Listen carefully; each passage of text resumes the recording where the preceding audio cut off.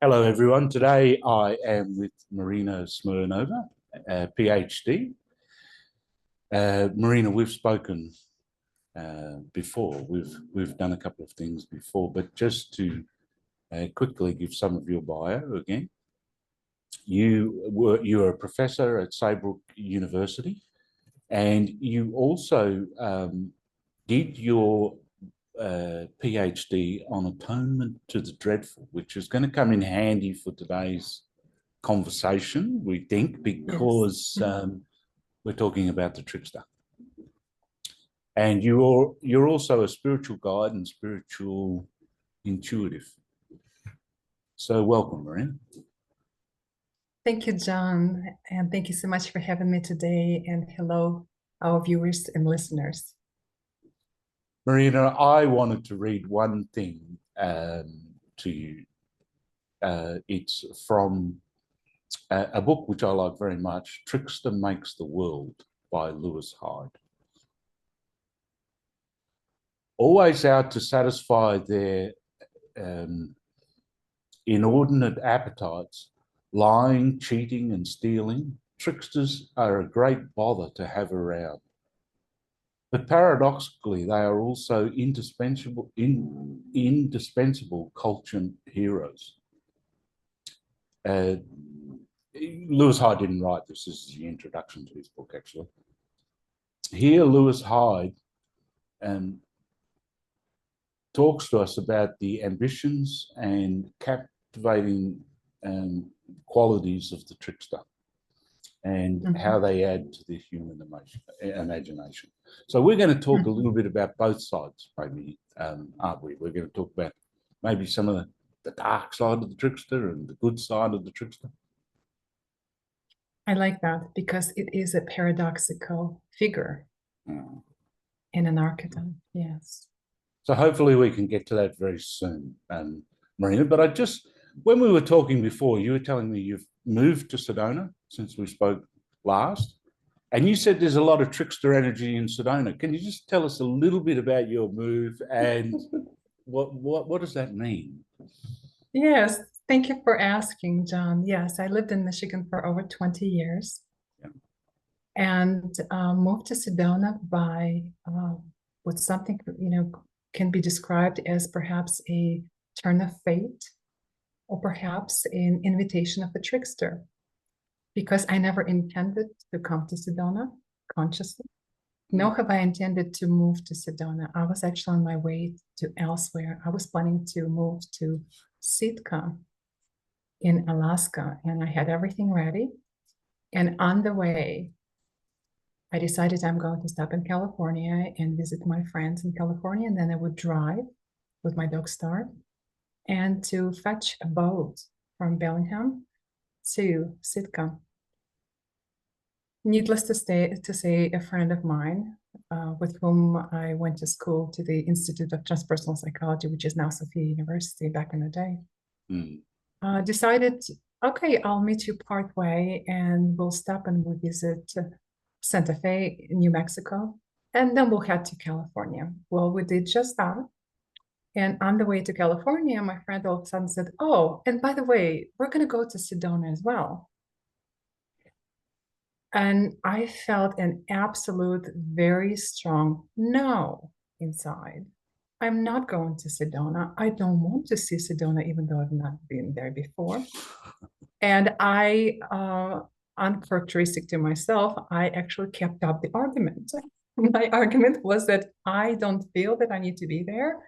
In fact, let's skip it. And my friend said, well, I have not been to Sedona for 20 years. It's literally on our way. Would you please consider? So I finally shared that, listen, I'm going with you, and put it on the record that I'm going with you only because you are my friend.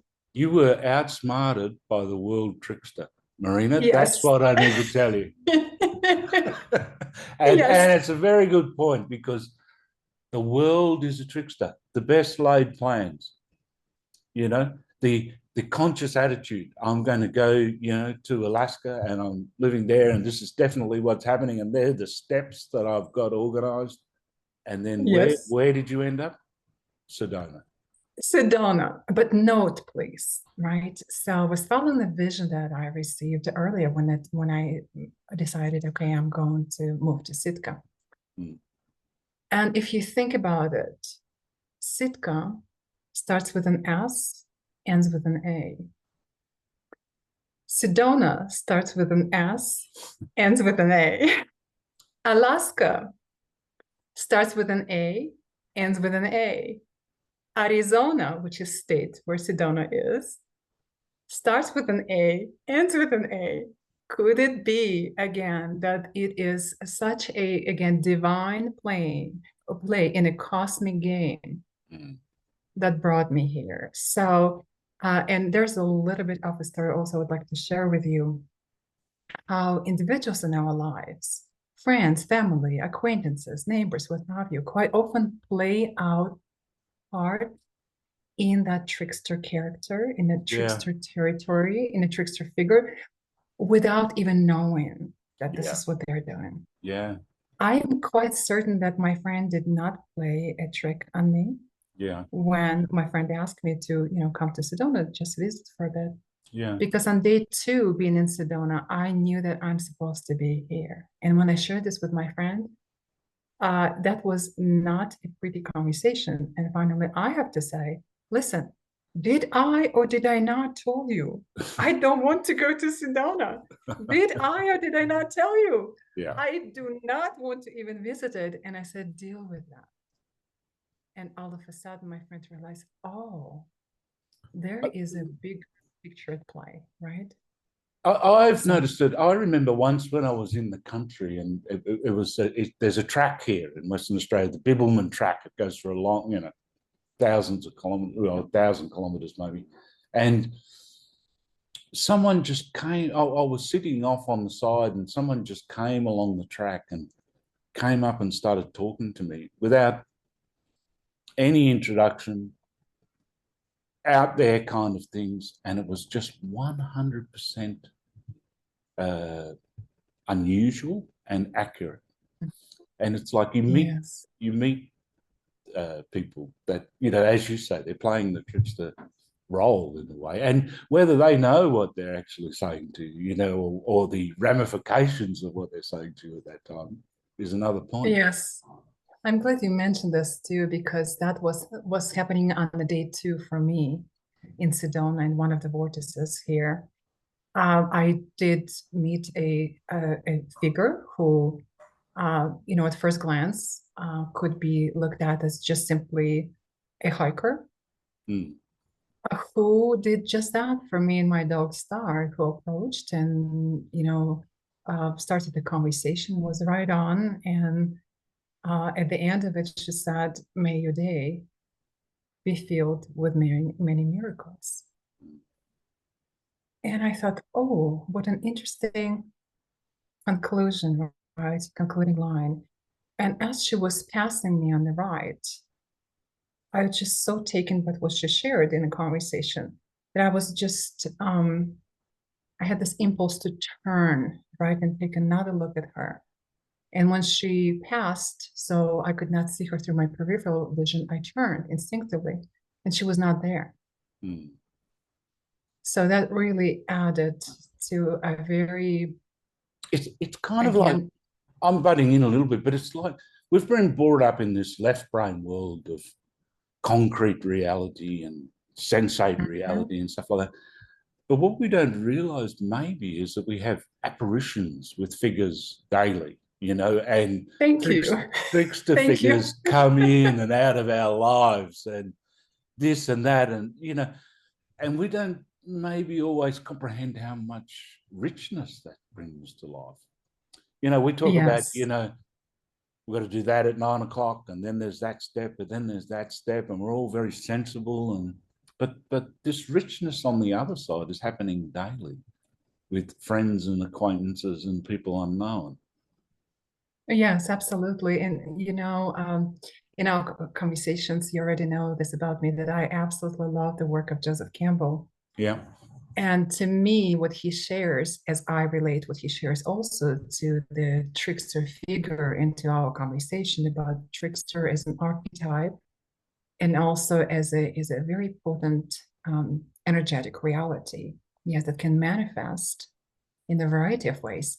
But Joseph Campbell said, he said, part of our loyalty to life is being loyal to our own lives. You see, he said, not sacrificing ourselves, but letting oneself play in relation to the other in a prudent and positive way. So the trickster as the other is an invitation for relatedness.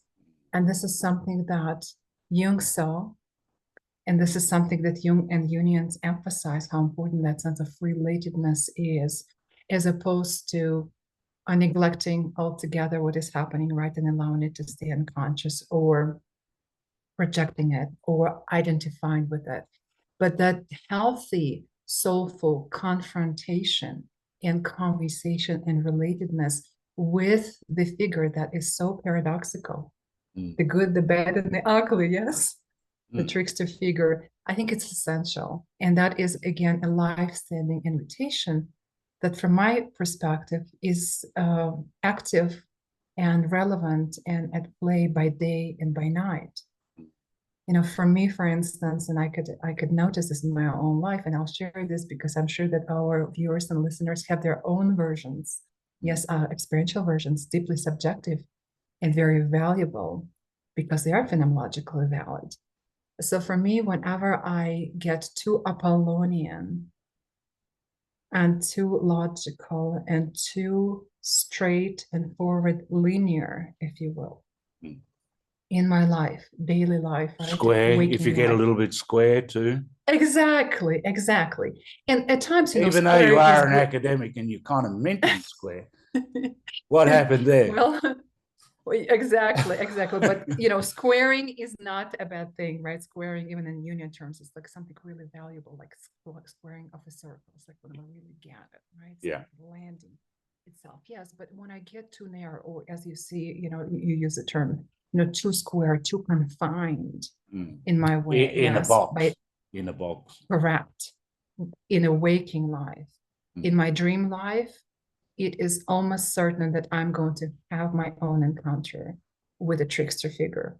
Almost inevitable, because what I am excluding in my waking life, it is going to come back, and perhaps even with a vengeance, right? And by now, and until such a time that I am willing to recognize this absolutely magnificent energy, which is trickster we're talking about, yes, here, which is very creative, quite often irreverent, and has its own line of development, even, you know, process of development, yes. At its very undifferentiated state, the trickster can be very, you know, hard to relate to and very annoying, and quite often, you know, activate painful encounters. But as that energy is developing, right, and within our own lives, it offers something unique. It reminds us that one-sidedness, no matter how much convenient it may be, this is not helpful for our development as human beings. It is not part of us being whole, right? So we keep including, weaving in the threads again by day and by night that trickster offers, so that we keep relating and making meaning of our encounters. And this is where I feel that the trickster is so valuable, because that energy, that archetype, that archetypal figure or figures by day and by night, they remind us how important it is for us to keep making meaning individually and collectively, right? And this may mean different things for different people. Well, I would say keep being open too, because the language I would put, what you just said, which I agree with so much, is that there's a side to us, isn't it? You know, if we live in the heroic model, good, you know, middle-class boys and girls maybe grew up, we do the right thing, addicted to perfection or something, as Marion Woodman might say, and great moralizers. that this shouldn't be Mhm. happening in the world and that should be happening, and there shouldn't be any sorrow and there should be no this or that, and it should be ideal and this and kind of that. But in a way, the world is a trickster in the sense of Yes. that's where we would like to Yes. stay, maybe, or we think we're going to stay. Mhm. But the trickster will Mhm. push us out into more of an openness, a spontaneity, a relatedness, as you say, uh, um, Yes. and an unusualness about the experience. More, maybe a bit more liminality or something along those. Exactly. Exactly, that betwixt and between nature. Yes. Yes, I very much agree with you that openness, right? That willingness is so life affirming. And again, as Joseph Campbell reminded us, not sacrificing yourself, but letting oneself play in relation to the other. And in Yeah. that sense, we can say the other as an example, the trickster, yes, in a prudent and positive way. So there is a sense of openness, absolutely. There is a growth in the direction of willingness. And to me, it is also an invitation towards maturity, towards discrimination, towards discernment, right? We need to understand what constitutes a win-win-win scenario or even an approximation of that. Because as the trickster matures, I think we sense it, right?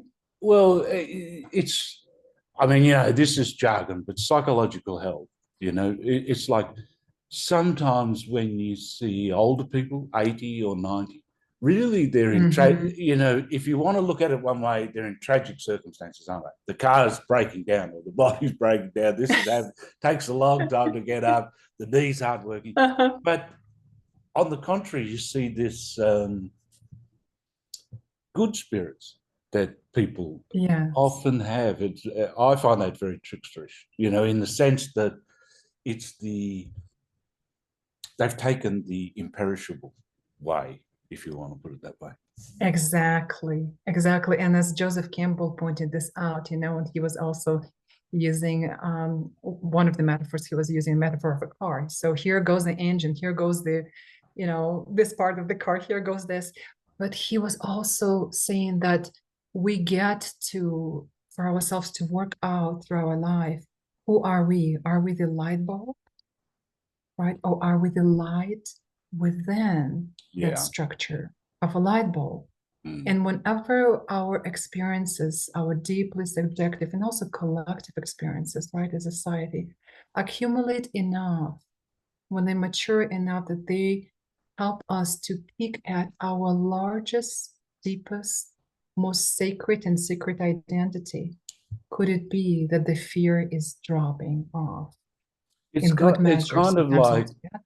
in spiritual language, there's always that flame of the spirit or the imperishable nature of the soul or whatever. And it's almost like for someone, one of those older people or whatever, it's like as the physical world is becoming more and more decrepit, perhaps the victory lies in understanding more of that imperishable, Yes, inexhaustible, incorruptible kind of life force, exactly. which is still there, Exactly. Yes, and I love that you also bring the incorruptible there. Yes, because to me, in my own life and how I am working it out for myself, and internally, but also externally, I feel that this capacity for us to be incorruptible is deeply embedded in the potentialities that Trickster can invite, evoke, help us to develop, help us to stand tall for. Yes. I am currently, over a period of time, listening to a book, John Adams, and also watching a wonderful many-part documentary film about John Adams. And what strikes me about him deep inside that he was incorruptible, and therefore he is incorruptible. But isn't Was that he a bit, perfect? Absolutely isn't it, not. I don't know much about John Adams, but isn't that a little bit, I mean, he was a president, right? Second president or something Yes. like that. Mm-hmm. Isn't that all a little bit heroic for the trickster? Well, yes, and why not? Right? And why not heroic? Is it not heroic to shake up the system? Is it not heroic to throw in good measure of chaos? Okay. You know? So You know? he was a disruptor, John Adams. Well, in the best of ways. Yeah. Yeah, to me, in the best of ways, because this is a person who was deeply committed. And therefore, again, is deeply committed, right? Because it transcends one human life, right? What was still is, and this is very mythic, right? Myth is not something that was. Once upon a time, myth is something that is. Yeah. And to me, John Adams really embodied that humility, humanity, and that fire, that ardent spirit for the people, despite of all of the challenges, despite of his own tendency to be so passionate that sometimes would feel like, oh, maybe it's less than reverent to his colleagues and so on. But to me, he chose the path, he stuck with that in ways that really landed into the collective treasure. I find, family. With teachers, you know, that I find some of the best teachers are disrupted, you know, for example, yes, James Hillman had that quality of being able to disrupt your fixed ideas or whatever. In a quieter way, I find Thomas More does it a lot, that he disrupts my thinking.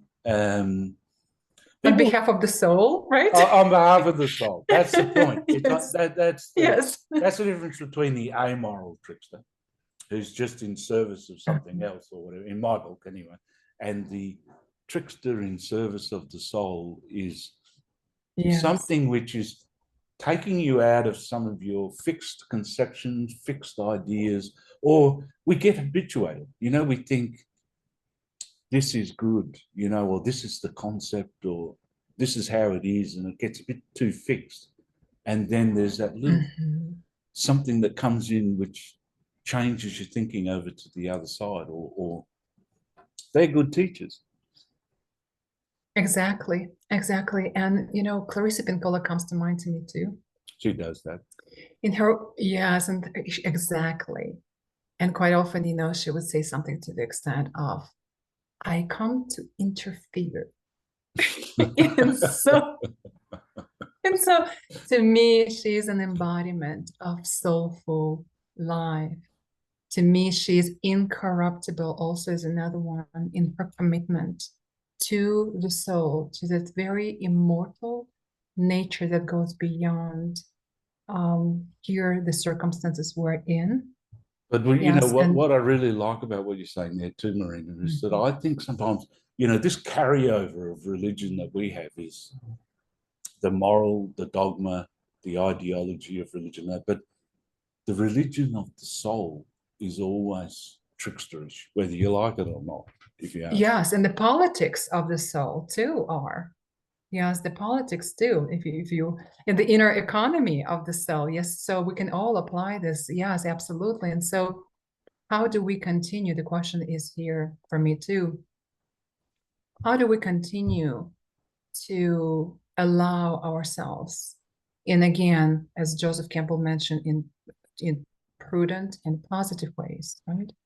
How do we continue to ice or still our own lives for the purpose of breaking out and towards our highest potentials, highest destiny, to fulfill what we're here to do?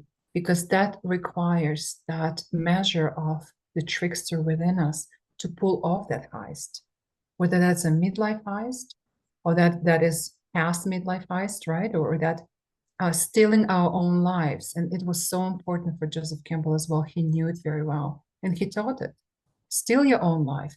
And it can come in, you know, on daily practices where he said, we have to have a time in the day, each day, even a little bit of a time when we don't remember our titles, who we are, what our names are, but we allow ourselves to be in our highest identity. That's how I hold it, right? So without the trickster and without learning with and from and in conversation with the trickster, how can we pull off the heist of our lives? Yeah, that's very difficult. It is a heist. And, you Yeah. know, another way, other words I could use to describe what you're saying is to allow oneself time for playfulness, joy. Yes. To let these things be of value in one's life. And exactly. That, in fact, they're not just optional extra. Like the trickster is sometimes seen as lesser. Like, you know, a king is a very important archetype, isn't it? Like, you know, the powerful king, and then you've got the trickster. But there are things about the trickster which play, joy, celebration. And how much do we learn through play and through those things? That you know, it's a value in itself. I cannot agree with you more, John. It truly is. Because yes, we know that play is essential for children. And I am a dog owner, so I can tell you, play is essential for canine friends, for dogs, yes, and play is essential for human beings, period. End of story.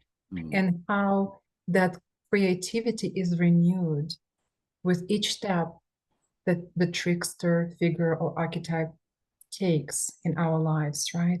It is amazing. It is absolutely magnificent. And you know, Jung actually recognized in his text, Archetypes and the Collective Unconscious, Jung recognized that primordial cosmic quality of the trickster. And he even highlighted the elements of the trickster that are human, the elements of the trickster that are animal-like, and the elements of the trickster that are akin to divinity. So we are working with very deep primordial source. Archetypal energy. Yes, absolutely. That is alive and well at the cosmic level. Yeah. And you know, I would be remiss not to mention to you that also who recognized the trickster at the cosmic level, that was Dr. John Edward Mack, who was in his time on staff at Harvard, and he was a professor of psychiatry who dedicated over 10 years to studying the various cosmic encounters, generally speaking, but also a phenomenon that people know in academia and society as the alien abduction. He recognized the archetype of the trickster in play, even with sightings of UFO, for example. And he'll say, well, yes, now you see it, now you don't. It's awaiting the raiders. It's awaiting, you know, our collective agreement upon it. Yes, it's playing out the very deeply subjective levels of humanity by the thousands and the hundreds of thousands. And here it is. Also for Dr. John Edward Mack, he recognized that this very phenomenon of encountering these cosmic forces that go beyond our full mythological understanding, psychological understanding, social, social, spiritual matrix, if you will, yes. It is also something that is a confrontation with what we repress as a humanity. And same with Jung in so much of what he wrote in the Red Book in terms of his encounter with figures and all of that. And then there's also this thing of these festivals throughout the whole of history, isn't it? And it's like maybe the modern day version is Carnivale or something, and it's kind of like people put on a mask and all what is it? All societal structure was just kind of thrown out the window for. Yes, or turn upside down even. Turned upside down even. Yes. And it seemed to have some role in some what is it, that this seemed to be necessary for it people. Is. So why? It is. And Well, we for all could those reasons we've spoken about. contemplate. Exactly, we can contemplate why, yes, but this is something that we know from antiquity, in Middle Ages that existed, even part of the Mass at certain part of the year, close to a New Year, for example, was something that was absolutely considered to be a mocking structure, yes, on the Mass itself, but it would add something to the value. All those festivals, all those, turning upside down the regular flow of the social structure, the rules and the titles and everything had to do something that psyche needed. Each court would have a clown, right? I can, yes, modern absolutely. terms. You need it. And I get what you were saying about the prudent, the evolved trickster. And I sometimes think maybe about what do they call it? The wise fool or whatever, archetype. Yes. And I sometimes think of Zen masters like that, like when they would ask crazy questions to students, like, what is the sound of one hand clapping or something? So no one could ever answer it. And then, it was a way of, I don't know, making opening or something, I'm not sure. But there's this other side of the trickster where it's a taboo breaking. Like I was telling you about Jimmy Carr, that he went to Oxford. He looks like the boy next door. He looks very preppy. He speaks very well. And then he says very taboo things, which is what makes you laugh, because you do not expect it to come out of his mouth, But and it's the difference between his appearance and the So what I'm trying to say is it's not always prudent. I mean, I know there's the really negative side of the trickster, but somehow we seem to need to break taboos at times as well. Yes, and it's a necessity. And cultures evolved in such a way that they would offer room for this. For instance, ideas, even, I spent a lot of time in Eastern Europe. And there was a time in Belarusian culture where one day in a year, in July, there's a celebration, a festival called Kupala, during which it's a mysterious unfolding where the taboos were lifted to such an extent that what went on in that night broke taboos that typically are in place that would repress sensuality and sexuality and the norms of contact, that they were lifted during that day and they were celebrated. Which is like pagan rituals from other places in the world. Yes. And part of that celebration was also an invitation to transcendence, that took a folklore-like shape. And people in that night in Kupala would look for paparets kvietka, or that is a very sacred flower that would bloom, that would reveal itself in that night. And whoever finds it would be gifted with miraculous ideas, gifts, happenings, etc. That person or that being would be able to wish for whatever this person could not otherwise achieve. Yes.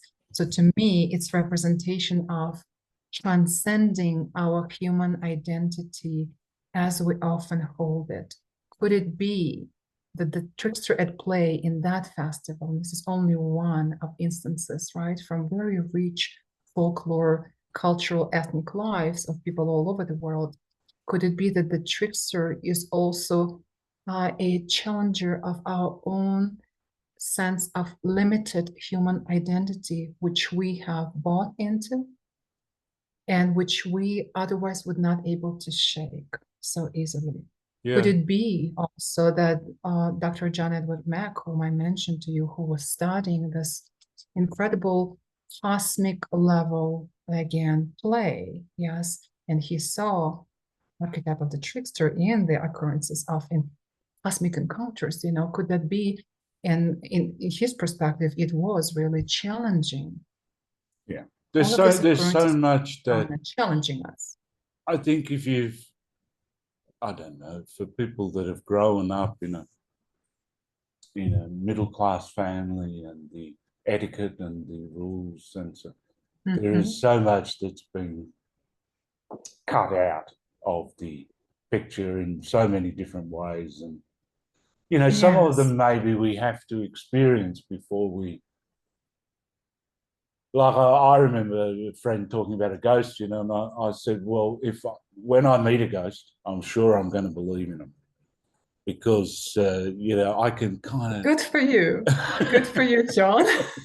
I'm impressed. of, no, but it's like, you know, it's like some things you have to experience, don't you? Really, it's in the sense of, Exactly. um, and you realise that that could have happened to many people. You know, it hasn't happened up to now, but it could easily happen tomorrow. And you know, for many it has, right? But you're absolutely right that Jung recognized it too, and he knew it. And he actually said in psychology, one possesses nothing unless it is ground in experience. Yeah. And to me, this is exactly it. When we experientially are gifted Mm. encounters that really challenge our belief system, our worldview, yes, and quite often shatter them altogether. And this is where connection to my dissertation also is here. Yes, my dissertation was on researching an experience of atonement or at-one-ment with the dreadful manifestations of the sacred. Mm. Could it be that when we're gifted such experiences, in that instance, it wasn't breath work, but it could be in everyday life. It could be in the period of meditation, contemplation, prayer, a walk, a dance, a creative act. It could be at any point in time. But could it be, once again, that all of this all together, is an invitation for relatedness to our own lives, to our own sense of identity, to the cosmos, which we know is intelligent. Yeah. We know that we're not the only intelligent being in the cosmos. Could it be that all of a sudden we are asked to embrace more of who we are? Yeah, and I like that idea of the cosmic dance. And I was saying, you know, when we were chatting earlier, when Rick Tarnas says that this is a death and rebirth mystery, you know, the way I would try to articulate it is that if you looked at all the different archetypes, they've all got their own kind of intelligence, maybe, if you wanted to put it in shorthand language. So Athena's got her intelligence, and Apollo's got his intelligence, and then with the trickster, there's something about this dance of death and rebirth as well, and the cosmic. That's part of the cosmic game or whatever. And I think Yes. I feel how that talks to me is that in the present environment, that why would I expect that there's not death going along with the rebirth, or why would I expect that there's not sorrow, and so it's kind of like I can lean into it a little to get more of a sense of the trickster can handle more of that in a way than some of the other kind of archetypes. It's kind of like that they go hand in hand, death and rebirth. Yes, thank you so much for that. And that is life, death, rebirth. This is such a powerful process and powerful pattern. And so this is also connects me not only to the work of Rick Tarnas, but also to the work of Stan Grof. Yeah. When he really was able to articulate so brilliantly, but also so simply the four matrices or the four stages of physiological birth process, which becomes a patterning for psychospiritual process of death and rebirth over the period of our lives. Whenever we are able and willing to invite opportunities where the unconscious or something that is unlit in our psyche, something that we're not fully aware of, to come closer to the levels of the consciousness, come closer to the level where the light of consciousness can be used to retrieve it, if you will, right? To redeem it, we win every time. And so in basic perinatal matrix 1, or the first part of the birth process, before the labor starts, hopefully it is a good womb situation that is very Neptunian in terms of archetypes. Yes, very Neptunian in nature. Hopefully in that environment, the baby feels very protected and blissful and one with all that is, right? In that cosmic ocean, if you will. And when the labor starts, that brings us to the BPM2, or basic perinatal matrix 2, where the contractions start. And yet in vaginal delivery, the cervix is not open enough for the baby to proceed through the birth canal. And that is very Saturnian, heavy duty energy, the so-called no exit situation that we quite often can be stuck, right? Whether it's our creative life or our emotional life and all sorts of affairs, right, in the world. Yeah. And then when the cervix allows, the baby to go forth, open enough to go forth into the BPM3 phase, or basic perinatal matrix 3, which is very Pluto-like. Pluto oversees and supersees that whole oversees that whole phase, if you will. And this is where, again, the trickster, I feel, has its hand. And because in which way? Yes, and I'll share with you in which way. Because in that basic perinatal matrix 3, as we understand it now through the work of Stan Grof predominantly, but also others through many, many experiential accounts in breathwork, and also through psychedelic research that he has done before it was prohibited, and now that is going on around the globe. In that sense, in BPM3, what happens is that 3 very powerful energies are woven together, tangled up, in a sense that it takes our lifetime to untangle. And that would be sexuality, that would be spirituality, and aggression. And why aggression, you would ask? Well, the birth process is a very difficult, life-threatening process. Yeah. Still continues to be, yes. And not only there's 50 plus pounds of contractional power that is inflicted on the baby organism, the baby is inflicting also a great deal of discomfort in the mother's organism. So it's really is a process of how can we make it, right, for all of us here.